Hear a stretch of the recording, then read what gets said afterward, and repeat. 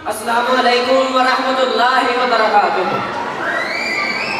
अखा मीटो तो सूरज भी अन्ना लगता शाना लियो, कन्ना च बेशर्मी का शीशा पा लवो तो गल्लां भी गुंगियां लगदियां ने, ते मूँह ते लचारी दियां मोहरां ला लो तो सोचा भी बंजर।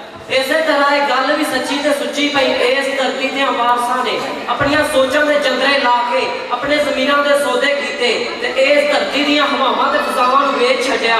असीं अपना लहू दे के वखरे वसेब ते सुख दे सुपने वेखे, पर साडियां हाकमां साडियां कबरां नूं पैरी लोलिया। फिर आओ मातम करो शाना वालिओ, मातम करो साडे हाल दे पई। असीं करप्शन दे मारे होए लोग हां, करप्शन दे सप्पां ने सानूं डंग मार मार के अदमूआ कर दिता है। इत्थे हयाती दीयां दो अड्डियां रवां ते दिल भी डकरे डकरे करके कल्लम कल्ला लड़ना पैंदा है। मातम करो भई इत्थे भुलियां रावां नूं राह विखाउण वाला जो मुखिया दीवा सीध हवावां पारों अखा मीट लैंदा है। मातम करो भई इत्थे हाकमां दे बाल अपने उच्चे मकानां विच बह के अयाशी करदे ने ते गरीब बालां दा चाह अंदरों अंदरी डिसक डिसक के मर जांदा है।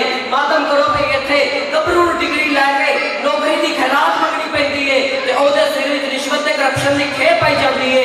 मातम करो भई इत्थे करप्शन दी तलवार इंसाफ दा गाटा ला के अपनी जिद्द दे भंगड़े पाउंदी है ते साडियां वेड़ियां विच साडियां सदरां दीयां लाशां कुक्कां पियां मारदियां ने। भई साडे अथरू सीस नवांदे साडे दिल विच भरिया दुख असीं सामन सामन मुकदे होए विच खल्लां दे रुख। इत्थे इज्जतां शर्मां डह गईयां होई रुद्द वकाऊ माल, इत्थे भुख होई रुद्द वकाऊ माल।